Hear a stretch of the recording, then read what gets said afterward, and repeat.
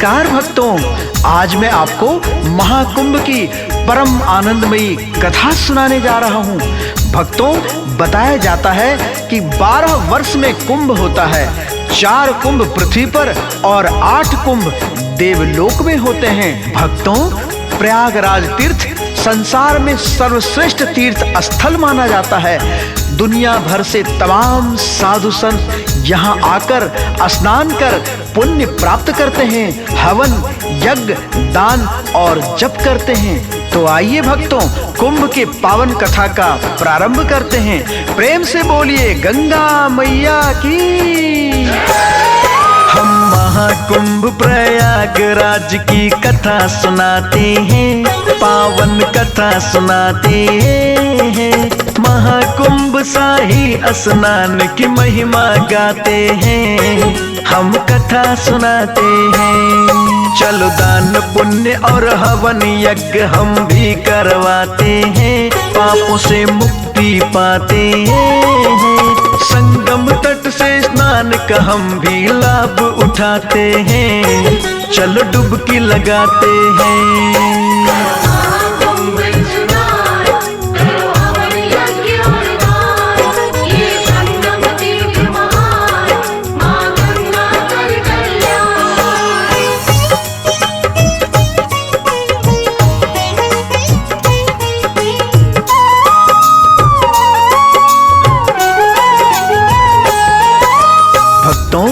यहाँ गंगा, यमुना और माता सरस्वती का पावन संगम होता है।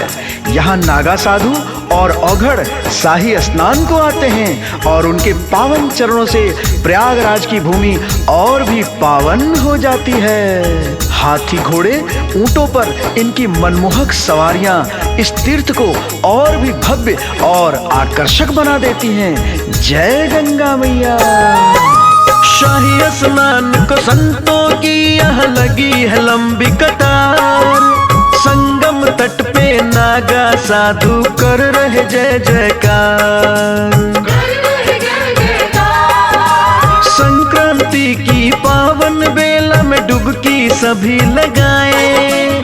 भक्त जनों की भीड़ लगी है, सब आनंद उठाएं।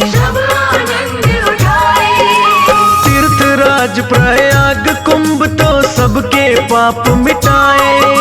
बड़े बुजुर्ग भी श्रद्धा पूर्वक संगम तट पे आए। सभी अखाड़ों के साधु भी करतब यहाँ दिखाए। ढोल नगारे डमरू चिमटा साधु महंत बजाए। अपने अपने चमत्कार सब यहाँ दिखाते हैं, सब यहाँ दिखाते हैं। महाकुंभ शाही स्नान की महिमा गाते हैं, हम कथा सुनाते हैं।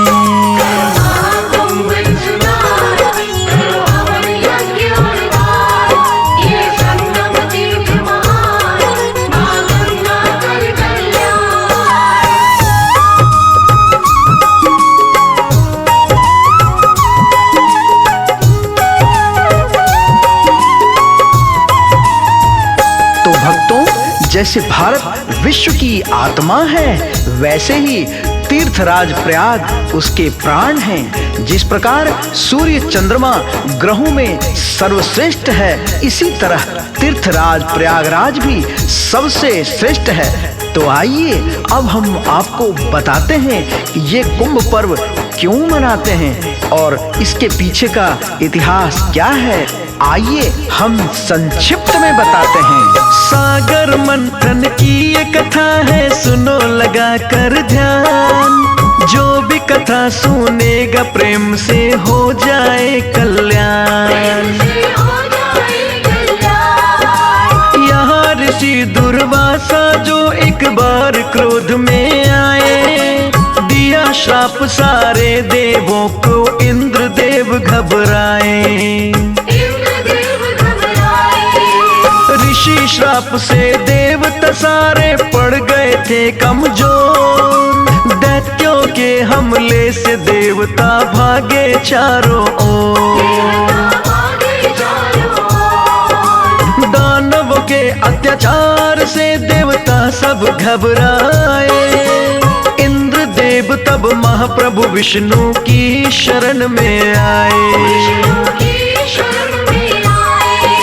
श्री हरि विष्णु जी को अपनी व्यथा सुनाते हैं, सारा हाल बताते हैं। महाकुंभ शाही स्नान की महिमा गाते हैं, हम कथा सुनाते हैं।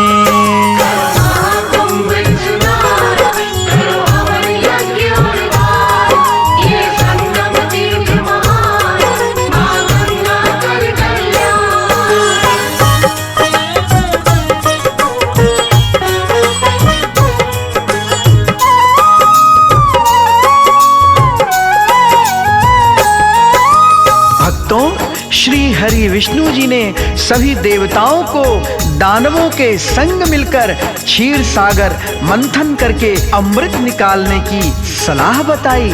श्री हरि विष्णु जी के कहने पर देवताओं और दैत्यों ने सागर मंथन की तैयारी की और मंदराचल पर्वत की मथानी और नाग बासुकी की रस्सी बनाकर मंथन करने लग गए। दैत्य देवता करते मंथन लेके हरि का नाम, मंथन में से निकल पड़े हैं देखो रत्न तमाम।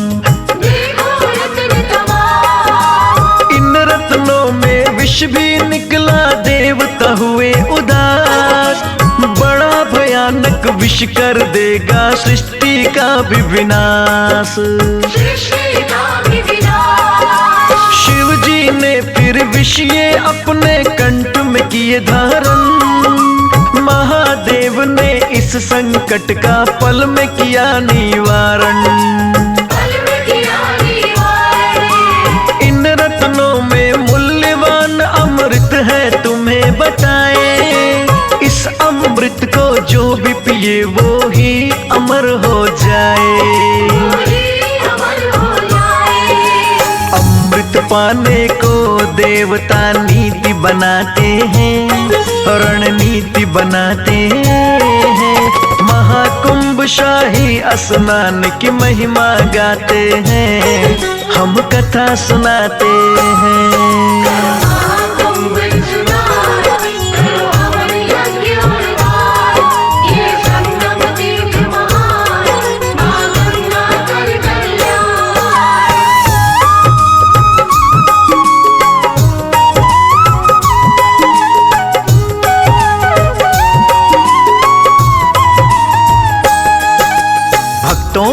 देवताओं को कभी यह स्वीकार नहीं था कि अमृत पीकर दानव अमर हो जाएं, इसलिए अमृत कलश निकलते ही देवताओं ने इंद्रपुत्र जयंत को इशारा किया और वह कलश लेकर आकाश की ओर उड़ गए। इसके बाद दैत्य गुरु शुक्राचार्य और दानवों ने उनका पीछा किया और जयंत को बीच रास्ते में ही पकड़ लिया और फिर अमृत पाने के लिए दैत्य और देवताओं में 12 वर्षों तक युद्ध हुआ।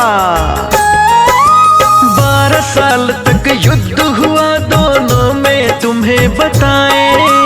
अमृत पाने के लालच में झगड़ा बहुत मचाए। अमृत कलश के लिए हुई आपस में खिंचातानी, देव असुर दोनों ही भक्तों करते रहे मनमानी। अमृत बहना जाए कलश को चंद्र नहीं है बचाया, गुरु ग्रह ने बीच में आके कलश को नहीं छुपाया। सब ग्रहों का जब संयोग एक जगह पे होता है, महाकुंभ का आयोजन तब भूमि पर होता है। इस राशि में ग्रह सभी प्रवेश करते हैं, कुंभ इसको ही कहते हैं। महाकुंभ शाही स्नान की महिमा गाते हैं, हम कथा सुनाते हैं।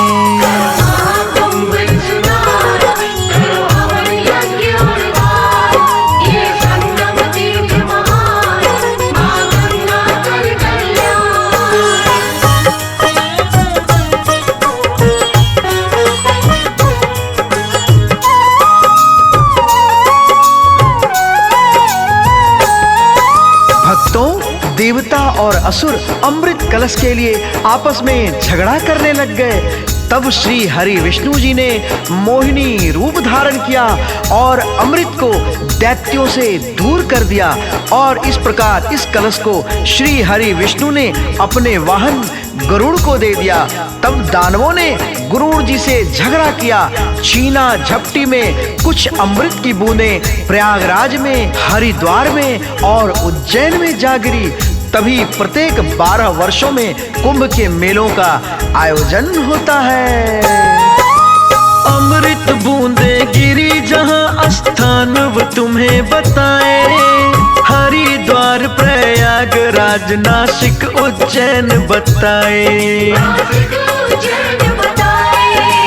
12 दिनों तक युद्ध चला वो 12 वर्ष कहाए।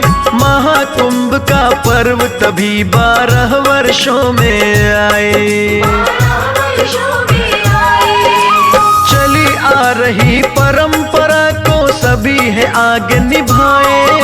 संक्रांति के पर्व की खुशियाँ प्रेम से सभी मनाए।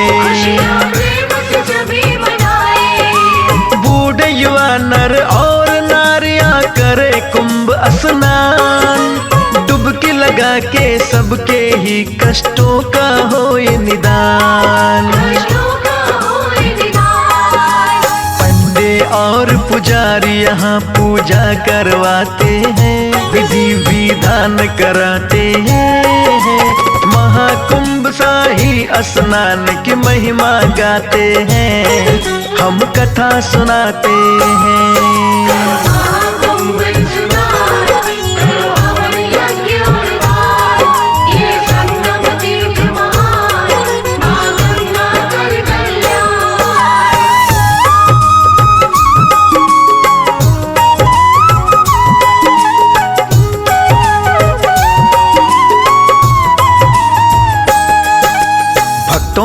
महाकुंभ में स्नान करने से मोक्ष की प्राप्ति होती है और सभी कष्टों और पापों का अंत होता है। प्रयागराज में महाकुंभ का विशेष महत्व है। यहाँ प्रयागराज में प्रतिवर्ष माघ मेला और प्रत्येक 6 वर्षों में अर्ध कुंभ और प्रत्येक 12 वर्षों में महाकुंभ लगता है। ये एक बहुत बड़ा मेला है और इसे शाही स्नान भी कहते हैं। भक्तों, प्रेम से बोलिए शंकर भगवान की। नागा साधुओं की सुंदर यह झांकी तुम्हें दिखाए। कोई हाथी कोई घोड़ा ऊंट पे बैठ के आए। तिलक भभूति तन पे सोहे शोभा कहीं न जाए। हर्ष उल्लास उमंग लिए शाही स्नान को आए। निरंजनी और अन्य अखाड़े शोभा रहे बढ़ाए। ढोलक डमरू बजा बजा के संत कीर्तन गाए। कुंभ स्नान को साधु सब रथ पर है हुए सवार। बम बम के जयकारों से ये गूंज रहा संसार।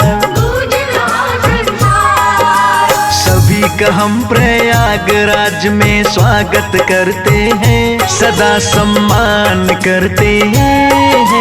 महाकुंभ शाही स्नान की महिमा गाते हैं, हम कथा सुनाते हैं।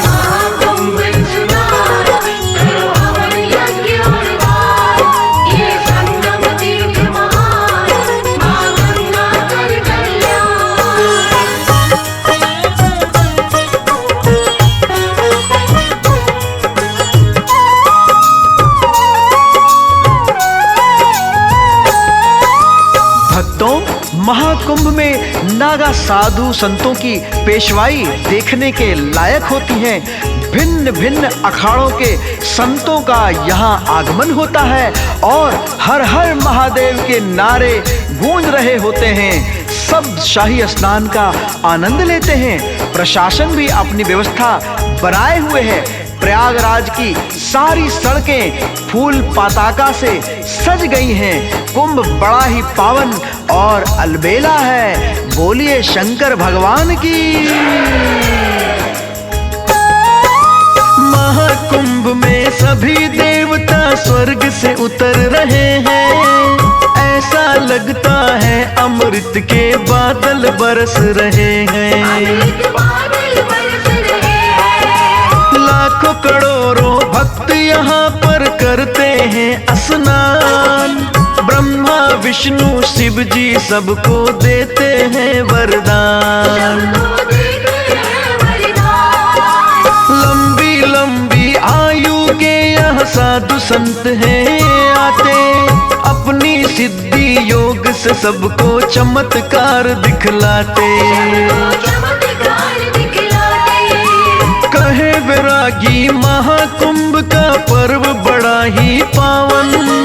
त्रिवेणी नदियों के संगम का कर लो सब दर्शन। बड़े भाग्यशाली यहाँ स्नान को आते हैं। पाप से मुक्ति पाते हैं। महाकुंभ शाही स्नान की महिमा गाते हैं। हम कथा सुनाते हैं।